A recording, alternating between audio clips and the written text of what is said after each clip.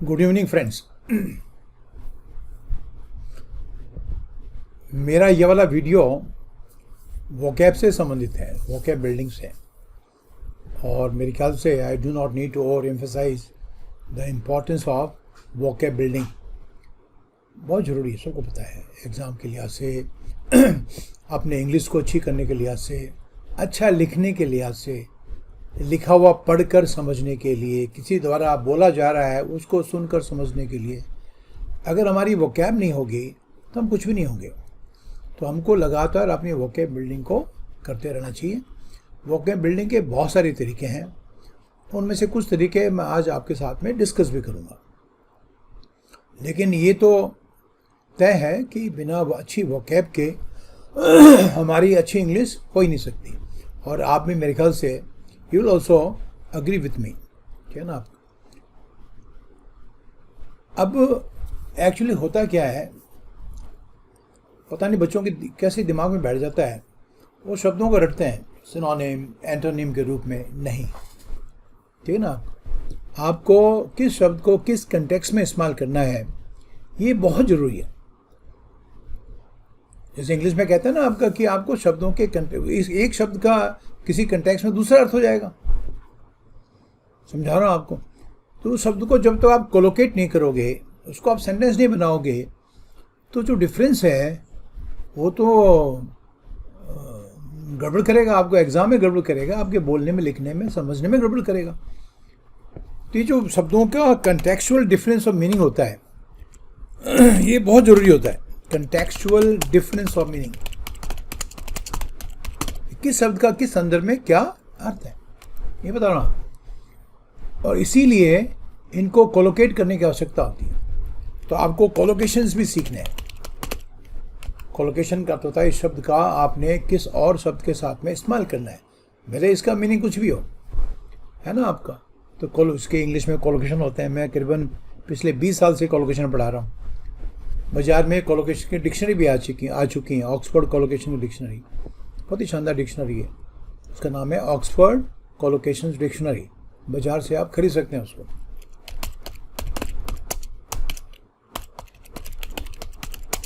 और कई लोगों को भी अभी तक पता नहीं है कि भी कोलोकेशन क्या होते हैं।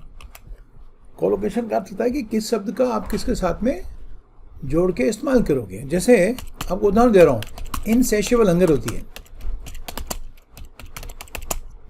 Hunger for something, something could be knowledge, money, fame, ठीक है। अगर फिर उसको सेंटेंस बनाओ, ठीक है आपका। He has insatiable hunger for power, power चाहिए उसको। इनसेशिएबल हंगर का अर्थ होता है ऐसी भूख जो शांत ना हो सके। इनसेशिएबल, जिसको शांत ना किया जा सके, ठीक है। एक होता है अनक्वेंचेबल थर्स्ट, थर्स्ट फॉर समथिंग। 30 शब्दों के कोलोकेशन है। आप इसमें इनसेशिएबल थर्स्ट नहीं कह सकते आप, और अनक्वेंचेबल हंगर नहीं कह सकते। क्वेंच का मतलब बुझाना होता है, प्यास बुझाना, ठीक है। तो अनक्वेंचेबल थर्स्ट का अर्थ क्या हुआ, ऐसी प्यास जो बुझाई ना जा सके। तो ये बच्चों एक परफेक्ट एग्जाम्पल है। इनको आपने इस्तेमाल करना पड़ेगा। एक आदमी बहुत लिखता है, मतलब समझ लीजिए उसकी किताबें आ जाती हैं साल में 1-2, कई लेख लिखता है, बहुत सारी चीज़ें लिखता है। He is a prolific writer,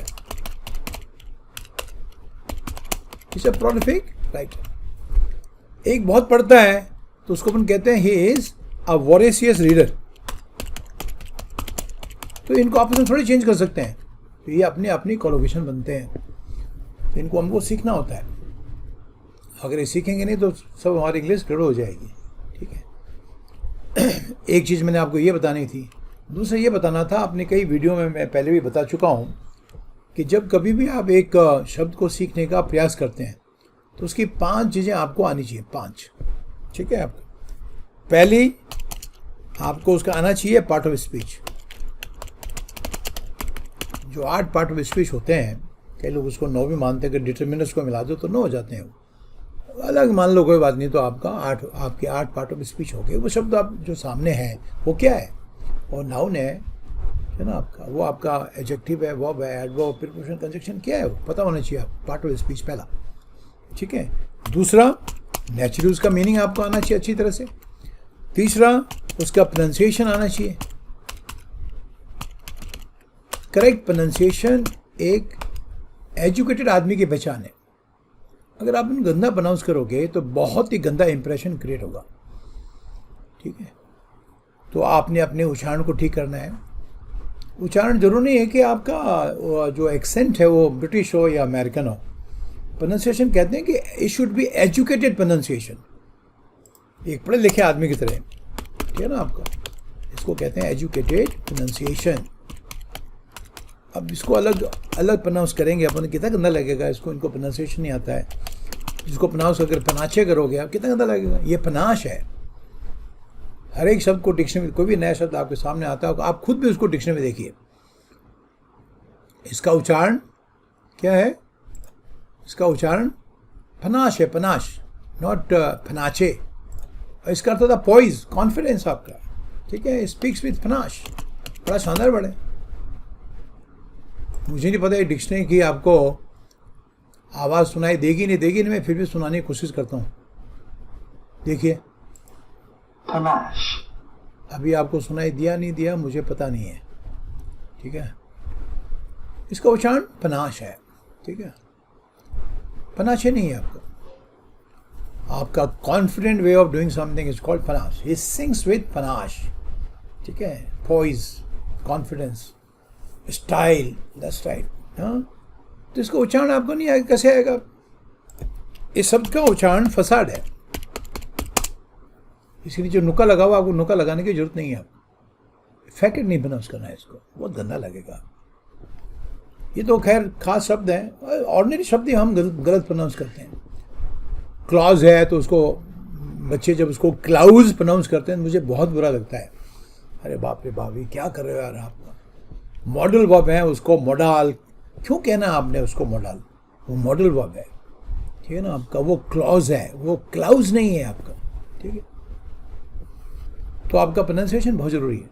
अच्छा, प्रोनाउंसिएशन से एक बात और होती है कि अगर आपका प्रोनाउंसिएशन इनकरेक्ट होगा, ठीक है ना, तो कई बार उसमें आर्टिकल्स की प्रॉब्लम हो जाएंगी। जैसे ये शब्द है EWE, अब फीमेल शीप को यू कहते हैं। अब अगर इसने आपको उच्चारण किया, आपने इसको पता नहीं क्या किया, ई वो या कुछ, तो एन लगा दोगे तो गलत हो जाएगा आपका। इसका प्रोनाउंसिएशन तो कंसोनेंट प्रोनाउंसिएशन है। यू वोवल में नहीं है, यू वोवल में है लेकिन वो यू की साउंड है अ। ध्यान रखना आप, वो आर्टिकल में आपको पढ़ाऊंगा बाद में। आप इसका क्या लगाओगे? आयु, I saw a ewe grazing in the field. अब सो को भी कहेंगे वो सा नहीं है, वो सो है, ठीक है ना। वो टैक नहीं है, वो आपका टॉक है। तो हमको उसका इसलिए कहता हूँ कि ये जो प्रोनाउंसिएशन है अंग्रेजों की, अमेरिकन की नकल नहीं होनी चाहिए, but at the same time, ठीक है ना, आपका your pronunciation should be considered educated. एक एजुकेटेड आदमी जो प्रोनाउंस करता है उसकी तरह, तो ये गलत हो जाएगा। इसका उच्चारण आपका, इसका उच्चारण, अब कई लोग इसको उच्चारण हेयर करेंगे तो इसका आर्टिकल गलत हो जाएगा। इसका उच्चारण तो एयर है, एयर का मतलब उत्तराधिकारी या सक्सेसर, जिसका एन लगाना पड़ेगा और सने बनाना पड़ेगा। She is an heir to this property, ये इस प्रॉपर्टी की उत्तराधिकारी है, सक्सेसर है। एयर का अर्थ होता है सक्सेशन, लड़का हो या लड़की हो। सक्सेसर का अर्थ होता है कि जो प्रॉपर्टी का मालिक है, पापा नाना जो भी है, ठीक है ना, उनके मरने के बाद में उसको ये प्रॉपर्टी मिलेगी, ठीक है ना। अपने विल में वो लिख देते हैं। तो आपको उच्चारण आपका ठीक होना चाहिए। तो ये चौथी चीज़, एक शेर में नीचे लेके आता हूँ इसको, यहाँ भी रहने दे सकता हूँ, कोई दिक्कत नहीं है, ठीक है। और चौथा बच्चों, उसके डेरिवेटिव्स, ये बहुत ज़रूरी है। उस शब्द से बनने वाले दूसरे कौन से शब्द हैं, ठीक है। और डेरिवेटिव्स आपको समझाना चाह रहा हूँ कि जो 8 पार्ट ऑफ स्पीच होते हैं उनमें 4 पार्ट ऑफ स्पीच से ही आपकी वोकैब बनती है। ये हैं आपके नाउन, एडजेक्टिव्स, ठीक है, एडवर्ब और वर्ब। और बाकी जो आपके पार्ट ऑफ स्पीच हैं 4 दूसरे, वो लेक्सिकल वर्ड्स नहीं है, वो सारे ग्रामेटिकल वर्ड्स हैं, उनसे वोकैब नहीं बनती। वो आपके पार्ट है, आपके प्रोनाउन है ना आपका। आपके प्रपोजिशंस हैं, ठीक है ना, इनसे वोकैब नहीं बनती, कंजक्शन से वोकैब नहीं बनती आपकी धारणा। इनसे कहाँ से वोकैब बनेगी आप मुझे बताओ। पर नाउन है, प्रपोजिशंस हैं, कंजक्शंस हैं, इनसे कहाँ से बनेगी बताओ आप, है ना। तो जो वोकैब बनती है वो नाउन, एडजेक्टिव, एडवर्ब और वर्ब से बनती है, कंजक्शन से, प्रपोजिशन से, प्रोनाउन से, इनसे वोकैब नहीं बनती। बहुत इंपॉर्टेंट है, इनको पढ़ना पड़ता है, ठीक है ना। तो ऐसा नहीं है आपका कि इनको नहीं पढ़ना है, लेकिन इससे वोकैब इन चारों से बनती है, नाउन, एडजेक्टिव, वर्ब और एडवर्ब। इसलिए आपने कोशिश करनी है कि जब भी आप किसी शब्द को सीखते हो, आपने एबल शब्द सीखा, एबल एडजेक्टिव है, ठीक है ना आपका। एबल का मतलब योग्य, having the ability to do something, he is able to do it, he will be able to handle this situation. अब एबल का एडजेक्टिव बनता है, ठीक है ना आपका। एबल तो अपने आप में एडजेक्टिव, सॉरी, इसका नाउन बनता है एबिलिटी, इसका एंटोनिम बन जाता है डिसेबिलिटी, बात कर, इसका वो बन जाता है इनेबल, है ना आपका। इसका एक और वो बन जाता है डिसेबल। डिसेबल का अपंग होना, या आपने किसी कंप्यूटर के उसको डिसेबल कर दिया है तो वो काम नहीं करेगा, फिर वो हल्का सा फीका नज़र आता है। तो इसने कहा ये तो ये ऑन नहीं, और इसमें काम ही नहीं कर रहा है ये, तो आपने कहा डिसेबल्ड दिस फंक्शन। और अगर किसी आदमी ने अपना डिसेबिलिटी उसको मिली है, यानी अपंगता मिली है किसी एक्सीडेंट वगैरह में, तो किसी ने पूछा आपको ये कैसे हुआ आपके पाँव का, तो उसने बोला आई वॉज डिसेबल्ड, वब हो गया, I was disabled in an accident. तो ये डेरिवेटिव्स भी आपको आने चाहिए अच्छी तरह से, कितने भी हों, चाहे कुछ भी हों, ठीक है। रिच है तो रिच के सारे आपको वर्ड आने चाहिए, और पांचों बच्चों उसका यूजेज आना चाहिए। और यूजेज का अर्थ होता है कि शब्द को आपको कोलोकेशन या उसका सेंटेंस बनाना आना चाहिए, सबका, एबिलिटी का, एबल का। अगर आप कह रहे हो I will not be able to come tomorrow, तो ये एबल का प्रयोग हो गया, ठीक है। He will be able to handle this situation, ability का प्रयोग है, he is a man of many abilities. सवाल बनाओ, does he have the ability to handle this situation. बोलना बहुत ज़रूरी है आपका। How did you get this disability, किसी का आपने देखा पाँव या हाथ ऐसा हो रखा है, इनेबल का योग्य बनाना, this degree will enable you to get a job in IT sector. इन सब के प्रयोग आपको आने चाहिए। मैं आपको जो कहना चाह रहा हूँ वो ये है, ठीक है ना आपका। तो ये 5 चीज़ें आप पार्ट ऑफ स्पीच, उसका मीनिंग, उसका प्रोनाउंसिएशन, उसके डेरिवेटिव्स और उसके यूजेस, ठीक है। और दूसरा, जैसे सबसे इम्पॉर्टेंट चीज़ है कि आपने जो वोकैब को सीखते हो तो किस कंटेक्स्ट में कौन सा वर्ड इस्तेमाल होगा वो आपको आना चाहिए। और ये तब आता है, ग्रामर पढ़ के नहीं आता है, ध्यान रखना बच्चों। ये आपको तब आता है कि जब आप खूब सारा पढ़ते हो, नॉवल, अखबार, मैगजीन्स, बुक्स। खाली अखबार पढ़ोगे तो अखबार बहुत अच्छा है वोकैब के लिए, नो डाउट, मैं भी आपको कराऊंगा अभी, लेकिन केवल अखबार पढ़ के भी काम नहीं चलेगा। अखबार की जो भाषा होती है वो अलग टाइप की होती है, बड़ी फॉर्मल लैंग्वेज है। ऐसे सेंटेंस की भारत सरकार ने गरीबी उन्मूलन के लिए महत्वाकांक्षी योजना बनाई है, ठीक है, तो ये आपको उसमें मिलेगा। ऐसा नहीं मिलेगा सेंटेंस आपको अखबार में, जो कि एग्जाम में आपको सामना करना पड़ सकता है, कि बाहर घटाटोप अंधेरा था और दूर जो है सियार जो है आपका आवाज़ कर रहे थे, चिल्ला रहे थे। It was pitch dark outside, ठीक है, and some jackals in the distance were howling. अब ये सेंटेंस आपको अखबार में नहीं मिलेगा, ठीक है आपका। हाँ, ये मिल जाएगा आपको जो मैंने हिंदी बताया, चाहे इंग्लिश में हो हिंदी में हो, ठीक है ना। द गवर्नमेंट ऑफ इंडिया, तो ये हमको सब सीखना है, नहीं तो हमारा ये सारा नॉलेज जो है लॉपसाइडेड हो जाएगा। The government of India has made, government of India, अरे बाप रे, हिंदी में कैसे हो गया, लैंग्वेज चेंज होगी, एक सेकंड ना बच्चों। Government of India has made an ambitious plan, महत्वाकांक्षी योजना, टू इरेडिकेट पॉवर्टी, गरीबी उन्मूलन के लिए भारत सरकार ने एक महत्वाकांक्षी योजना बनाई है। अब ये सेंटेंस आपको नॉवल में तो नहीं मिलेंगे, और जो सेंटेंस मैंने बोला आपको अखबार में नहीं मिलेगा, ठीक है। उसका चेहरा गुस्से से दमदमाया हुआ था. His face was, ये अखबार थोड़ी मिलेगा. His face was ablaze with ire, गुस्सा, एंगर, ठीक है ना. और मैंने क्या सर बोला पहले, एक हाँ, बाहर घटाटोप अंधेरा था और दूर जो है सियार चिल्ला रहे थे. It was pitch dark outside. अच्छा, मुझे ईमानदारी से मुझे बताओ बच्चों, क्या ये सेंटेंस अवगान मिलेगा आपको कि बाहर घटाटोप अंधेरा था and some jackals were howling in the distance.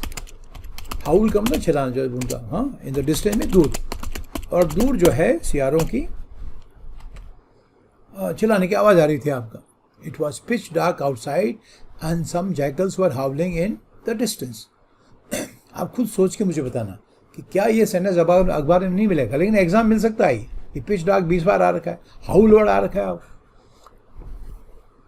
तो खाली आपने अखबार ही नहीं पढ़ना, मैं आपको ये कह रहा हूँ आप, ठीक है. और इसी दिशा की ओर बढ़ते हुए फिर मैंने एक यूनिक चीज़ आपके लिए बनाई है जो अभी आपके स्क्रीन पर आएगी, ठीक है. वो मैं आपके साथ पढ़ूंगा, मैं उसको थोड़ा धीरे बोलूँगा. उसमें ढेर सारे शब्द हैं और आप मेरे को कमेंट्स में गिन के बताना कि इसमें कितने नए शब्द हैं, वो मैंने हाईलाइट किए हैं या नहीं किए हैं, ठीक है बच्चों. अब आपके सामने वो आ रहा है, देखिए. आप नहीं आया, सॉरी, अब आएगा. ठीक है बच्चों, ये देखिए आप, इनको कहते हैं वर्ड्स इन कंटेक्स्ट. मैंने बहुत मेहनत से बनाया है और आपको मैं यही रिक्वेस्ट करूंगा कि मेरी मेहनत को जाया मत करें आपका, ठीक है. ये मेरे साथ पढ़िए और साथ में लिखिए. आप जब भी वीडियो देखते हो तो आपका फ़ोन लिया आपने, डेस्कटॉप लिया, जो भी है, लैपटॉप लिया, और अपनी डायरी और पेन भी साथ में लिया, ठीक है. इसको वीडियो बहुत इम्पोर्टेंट है. इसमें ढेर सारे फ्रेजेस और वर्ड्स आपको सीखने का मौका मिलेगा. कुछ को मैंने हाईलाइट किया, सब नहीं है, ठीक है. और इसका फिर एक और काम अपन करेंगे जो मैं आपको बाद में बताऊंगा. मैंने यहाँ से शुरुआत की है. We are taken aback. अब टेकन अबैक का मतलब होता है सरप्राइज हो जाना. कई में से आपको पता भी है, और मैंने इसका अर्थ भी साथ में लिखा है. We are taken aback when we see or hear something unexpected. कभी हम ऐसा देखें अनएक्सपेक्टेड तो अपने ये क्या हो रहा है. टेक अबैक फ्रेज है, और कोई अजीब चीज़ देखते हो तो पहले आपको मोशन क्या होता है, आप दूर जाते हो, अरे बाप रे. ये टेक अबैक हो गया. Means to become surprise, to become stun, है ना, आपका बैम्बूजल, वट एवर, बहुत सारे शब्द हैं इसके लिए. पढ़ते रहो आप आराम से, और इनको अपनी भाषा में लिखो भी कि we are taken aback means we are surprise, ठीक है आपका. We are stunned, we are flabbergasted, we are dumbfounded, we are dumbstruck, ठीक है. We are taken aback. और मैं धीरे धीरे कर रहा हूँ, साथ में आप कोशिश करें कि आप हिंदी में इन शब्दों के अर्थ भी लिख लें, ठीक है.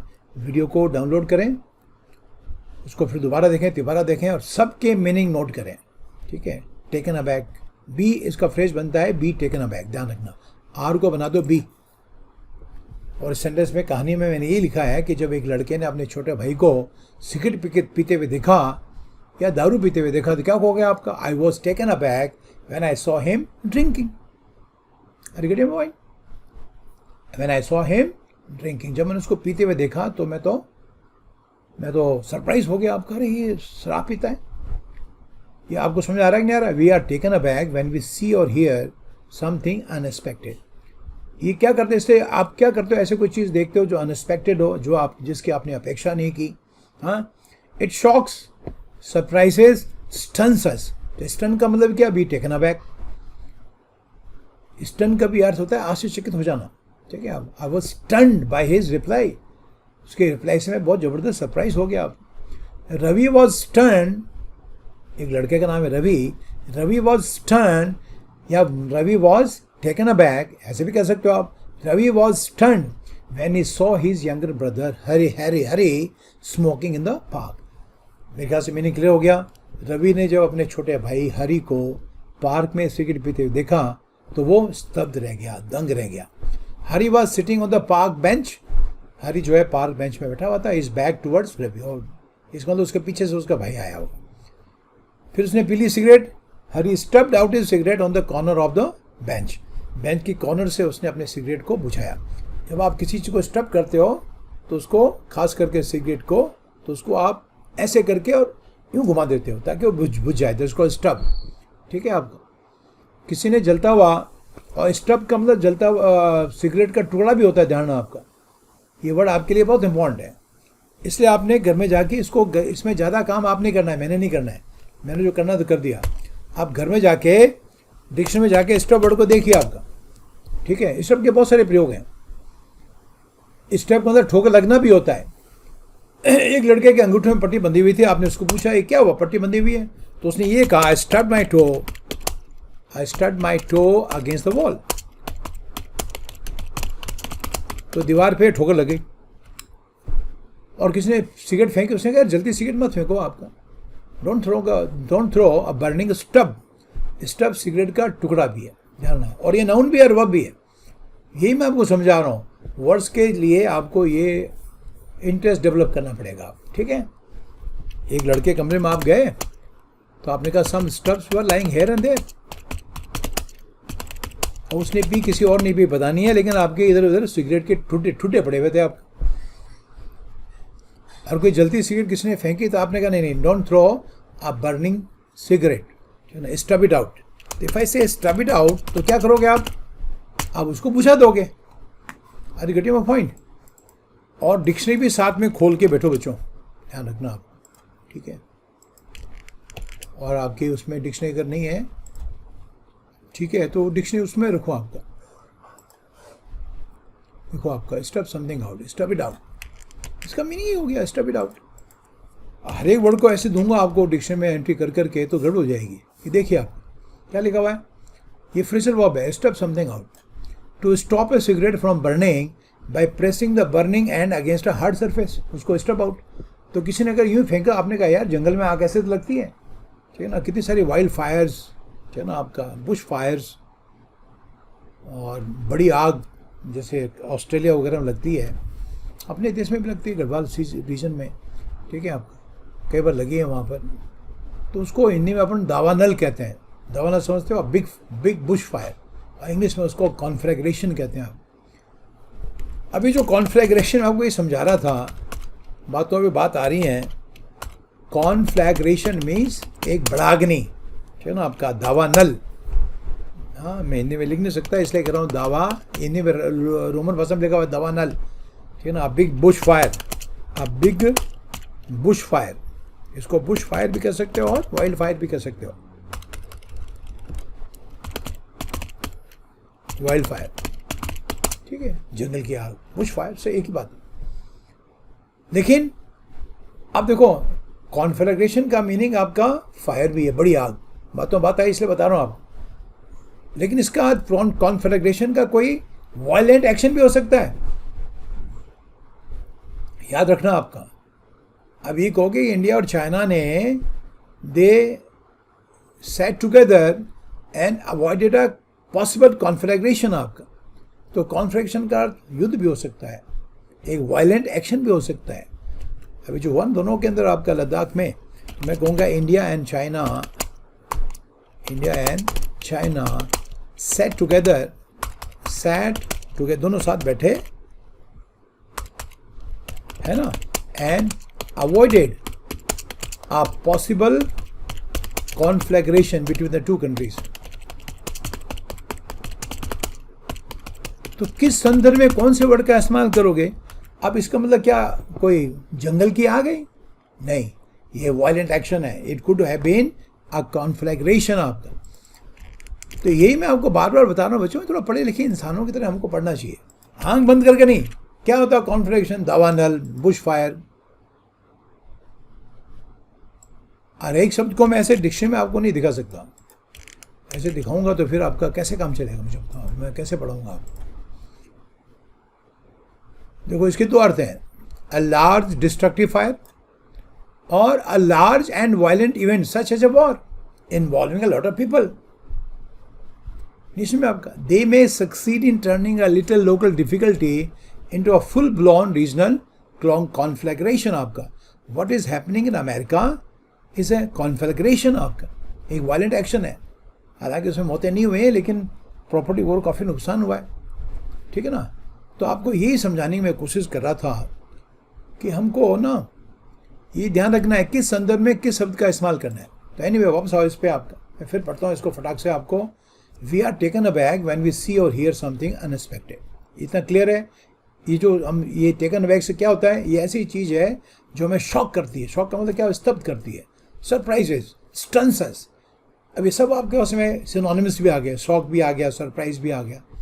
और कैसे हुआ, फिर आपने सेंटेंस में प्रयोग किया, Ravi was stunned when he saw his younger brother Hari smoking in the park. उनमें से आप कोलोकेशन निकाल सकते हो।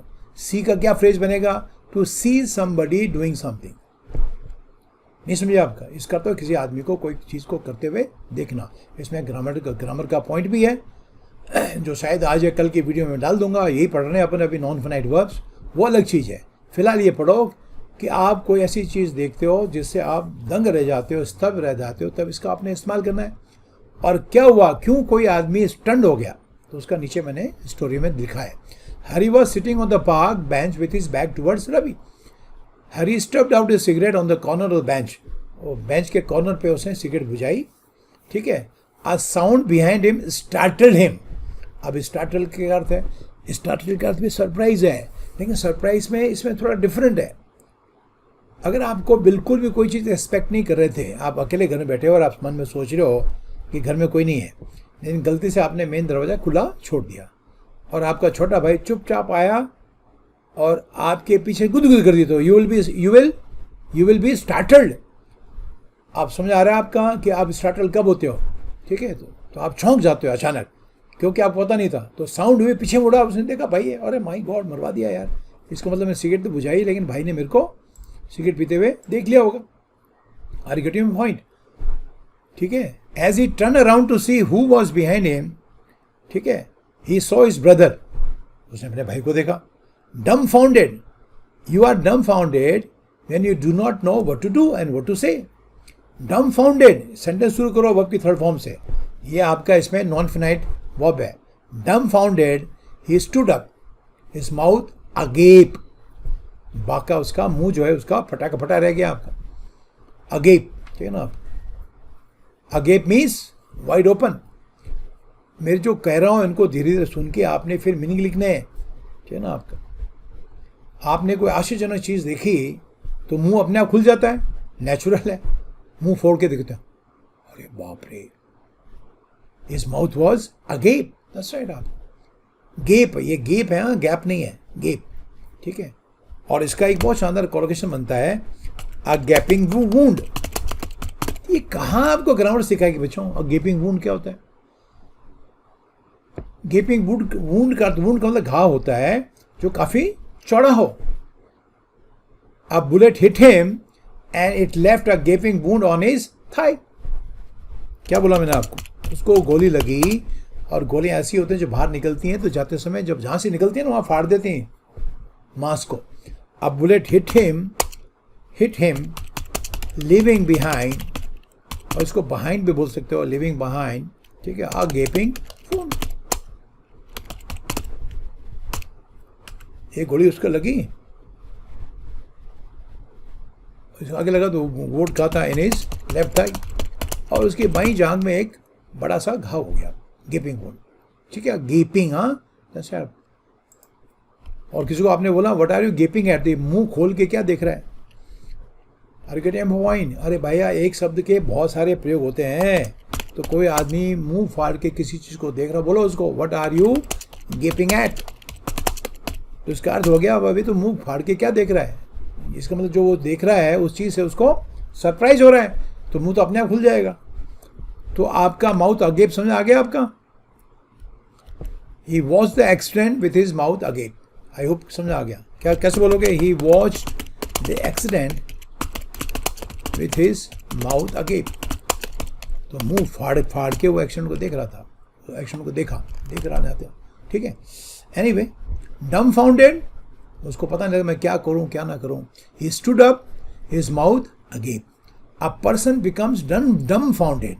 देखो बच्चों, डम क्या होता है, डम आपका गूंगा हो जाता है, गूंगा। अपन कहते हैं ना इज डेफ एंड डम, डेफ सुनाई नहीं देता, डम आवाज़ नहीं है, तो बहरा और गूंगा हो गया। तो इसको आपको पता लगता है कि आपको क्या बोलूँ, मुंह जबान बंद हो जाती है। Dumbfounded stood up, his mouth agape. A person becomes dumbfounded when he is completely amazed और डम स्ट्रक। अब दूसरा वर्ड आ गया आपके पास में। कल आपको डम्बफाउंडेड का सिनोनिम डम स्ट्रक आ जाएगा, डम स्ट्रक। स्ट्राइक का थर्ड फॉर्म है स्ट्रक। ऐसे क्या झटका लगा उसका और जबान बंद हो गई। Your mouth is agape when it is open in bewilderment. Bewilderment मतलब सरप्राइज, दैट्स राइट, ठीक है ना। Bewilderment means surprise. इस वर्ड को डिक्शनरी में जरूर देखना। Ravi was also nonplussed. कितने वर्ड आ गया, dumbfounded, dumbstruck, bewilderment, nonplussed. If you are nonplussed तो you do not know how to react to a situation, ठीक है। फिर मैं इसको नीचे क्लियर किया, पर्सन इज नॉन प्लस्ड। समझो आपको इंटरव्यू में किसी ने बड़ा अजीब सवाल पूछा, चाहे वो एग्जाम का इंटरव्यू हो या आप नेता हो या किसी रिपोर्टर ने पूछ लिया, और जिसका जवाब आपके पास में तो ये कहोगे आपका, I was non plussed when he asked me this question. मैं क्या जवाब दूंगा? देखो क्या, अगर मैंने मीनिंग क्लियर लिखा हुआ है, person is nonplussed when he does not know how to react due to surprise और शॉक। एकदम शॉक आता है ना, पता लगता है क्या हो गया। तो मैं तो चाहूँगा कि इस वीडियो को आप पॉज कर करके देखें, सारे शब्दों को उतारें, डिक्शनरी में देखें, ठीक है, और कमेंट सेक्शन मुझे बताएं, ठीक है। सब ने बताना है कि क्या ये वीडियो आपके लिए यूज़फुल था, और इसमें मुझे काउंट करके आपने बताना है। अभी बहुत बड़ा है ये छोटा नहीं बच्चों। देखो ये कितना बड़ा है, देखो दिखाई दे रहा है आपको। मेरे को इतनी मेहनत लगी इसको बनाने में, कहानी बनाई मैंने ये पूरी, और आज पूरा नहीं हो सका तो मैं बाद में आपको पूरा कराऊंगा। एक बार कर देता हूँ ताकि आप चाहें तो रोक के देख भी सकते हैं। बहुत बड़ा है, काफ़ी बड़ा है, ठीक है। चलो मैं पढ़ देता हूँ फटाफट, जितना पढ़ सकूँ आप। वैसे तुम्हारे उसके लिए लिखने के लिहाज से मैं एक एक पैराग्राफ को रोक के रखता हूँ, इसे आप पॉज करके इनको उतार सकते हो। फिर दे रहा हूँ दूसरा आपको, देखो आपका ये रहा, ठीक है। कुछ सेकेंड आपको मैं गैप दे रहा हूँ। फिर इसमें देखो आपको यहाँ तक आ गया, ब्रूज तक। फिर मैं आगे कर दूँगा आपको, ये हो गया ब्रूज के बाद में ये पूरा हो गया। फिर कुछ सेकंड का गैप देके मैं फिर आपको ये पैराग्राफ दे रहा हूँ, यहाँ से लगाकर और एबरेंट तक। फिर ये दे रहा हूँ, सीइंग द वेल्ट। अब देखो ये वर्ड आया, कितना खूबसूरत वर्ड है वेल्ट। जब आपको कोई ठोकता है जोर से तो स्किन के ऊपर वो घाव जो है, घाव तो नहीं है मतलब चोट लगी तो लाल हो जाता है, फिर वो उभर जाता है, तो दैट इज कॉल्ड वेल्ट। ये नाउन है, ध्यान रखना। कितने सुंदर वर्ड हैं, कितने वर्ड हैं आपका। फॉल्टरिंग है, हग है, कन्फाइड है, एब्स्ट्रेन है। अब इसको देखिए आप यहाँ तक, ठीक है।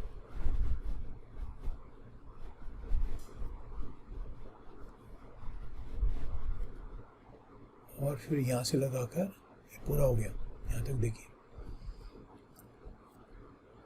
हो सकता है मेरे को इसको समझाने में 2-3 वीडियो लगें, कि एक बार में नहीं होगा ये देखो आप। एक बार इसको आपने पढ़ना है, एंजॉय करना है, फिर मैं इसके और तरीके आपको बताऊंगा इसमें और क्या क्या आपने करना है, ठीक है। इसमें मैंने काफ़ी मेहनत की है, टाइम लगा मेरे को, बैठ के स्टोरी बनाई है, उसको फिर बुना है। It is not a tightly knit story, it is a loosely. इसको बताता हूँ, अभी एग्जाम में 20 बार आया हुआ है, ये लास्ट था, ठीक है। तो एक लूजली निट स्टोरी बनाई है। लूजली निट का अर्थ होता है जो कसी हुई नहीं है।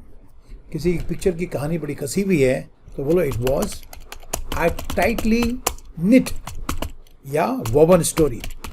बाबा ये देखो, तो मैं आपको ये समझा रहा था भाई ये करना पड़ेगा, लेकिन जो मैंने कहानी बनाई है उस कहानी का पर्पज़ कहानी नहीं था, ड्रामा नहीं था। ड्रामा इन द सेंस कि जैसे पिक्चर में होता है ना, तो थोड़ा सा कहानी बनानी पड़ेगी, लेकिन मेन पर्पज़ था आपको शब्दों को सिखाना। तो मैंने जो स्टोरी बनाई है तो मैं ये कहूँगा it is a loosely knit story. इसमें स्टोरी में कसाव नहीं है, लेकिन मेरा एम क्या था, स्टोरी सुनाना नहीं था, बल्कि स्टोरी में इन शब्दों का प्रयोग करके आपको सिखाने का प्रयास करना था। और वापस कहानी पे आओ, ठीक है। अभी देखो डम स्ट्रक समझ आ गया। अगर सपोज करो कि आपने कुछ ऐसी अजीब चीज़ देखी है, ठीक है ना आपका, ठीक है, तो ये हो गया, was dumbstruck when I saw him there, ठीक है ना आपका, दैट्स राइट आपका, आई वॉच्ड इन बिविल्डरमेंट, आश्चर्य से मैंने देखा आपका, I was completely not plussed when he asked me this question आपका, लिखा हुआ समय person is nonplussed when he does not know how to react due to surprise और शॉक। अगर आपको सरप्राइज हो गया है, आपको धक्का लगा है, तो आपको समझ नहीं आता है कैसे रिएक्ट करें, कैसे प्रतिक्रिया दें। ये बच्चों वीडियो बहुत लंबा हो गया है, इसका जो ये वाला पैराग्राफ है ना, एक एक पैराग्राफ करके आपको बताऊंगा, इसको आप घर में अपना आराम से रोक के वीडियो पढ़ लेना, ठीक है, और नेक्स्ट वीडियो में मैं ये वाला आपको बताऊंगा। और कमेंट सेक्शन मुझे ज़रूर बताना कि ये जो आपने देखा है ये आपको अच्छा लगा कि नहीं लगा। तो ओके बच्चों, तो जो लोग जिन लोगों को पसंद आया है तो इसको लाइक करें यार, शेयर करें गरीब आदमी के लिए, ठीक है, और जो मेरे चैनल पे नए हैं तो इसको प्लीज़ सब्सक्राइब करें। एक अदना सा आदमी हूँ, छोटा सा मेरा प्रयास है, लोगों से प्रेरित होकर मैं इसको करा रहा हूँ, और अभी तो मजबूरी है क्योंकि कोविड के टाइम में मेरे ख्याल से आपके लिए ये बेस्ट तरीका है। और मैं अपने पुराने स्टूडेंट जो मेरे ऑफलाइन के हैं, और आप भी जिनके संपर्क में आपसे रिक्वेस्ट करूँगा, उनको आप कहें, कोई पता नहीं है क्लास कभी होगी भी या नहीं भी होगी, मुझे पता नहीं है, कोई चांस अभी तो फ़िलहाल नहीं दिखता मेरे को, समझा रहा हूँ आप। तो ये बेस्ट तरीका है, आप सब लोग इसको देखें, क्योंकि मुझे जो आपके व्यूज़ आ रहे हैं उसके हिसाब से दिख रहा है कि जो मैं ऑफलाइन के मेरे स्टूडेंट्स हैं वो भी पूरा नहीं देख रहे हैं उसको, मुझे पता लग रहा है। तो मैं उनको रिक्वेस्ट करूँगा कि प्लीज़ इसको देखें यार, बहुत सारी मेहनत की जा रही है आप लोगों के लिए, ठीक है। और जो दूसरा ग्रामर में चला रहा था, ठीक है ना, उसको भी आपके और वीडियो बनाऊंगा, चिंता मत करो, आपको रोज़ 3-4 वीडियो आपको मेरे मिलेंगे। और इसके साथ साथ में इडियम फ्रेजेस का मैं एक अलग से करूँगा, फिर आपके एक एक अलग, मैं बहुत सारा कुछ दूंगा, थोड़ा इंतजार करो आप, ठीक है। मुझे इसको करने में भी बहुत दिक्कत हुई, टाइम लगा मुझे बनाने में, ठीक है ना। अब तबीयत ठीक है इसलिए ये काम कर पा रहा हूँ, है ना बच्चों। तो यार इसको करो यार, है ना। तो ठीक है बच्चों, तो इसको लाइक करें, अपने फेसबुक पर तुम्हारे बहुत सारे सोशल कॉन्टैक्ट्स होते हैं, उसमें सब्सक्राइब करें। मुझे तो करना आता भी नहीं है, ये मेरा कोई फेसबुक है, मैं कभी जाता ही नहीं, ठीक है ना आपका। मुझे इन ये जो सोशल मीडिया के बारे में ज़्यादा पता है नहीं, ईमानदार से कह रहा हूँ। किसी ने मुझे ये सिखाया है, ये यूट्यूब में वीडियो बना देता हूँ, ठीक है, पैसा खर्च करके मैंने ये ले लिया, क्या नाम इसका है प्रोग्राम का यार, जो भी है, ये भी नाम भूल जाता हूँ, कैमटेसिया, ठीक है ना आपका। लाइसेंस वर्जन खरीदा इसका मैंने, और वीडियो बनाना शुरू कर दिया, बाकी मुझे ज़्यादा कुछ नहीं आता है, ठीक है आप। तो लाइक करें, शेयर करें, और जो मेरे चैनल पे नए हैं वो इसको सब्सक्राइब करें। ओके बच्चों, नेक्स्ट वीडियो मैं यहाँ से शुरू करूँगा इसका, है ना, तो अपन देख लेंगे इसको। Thank you very much, see you in the next video.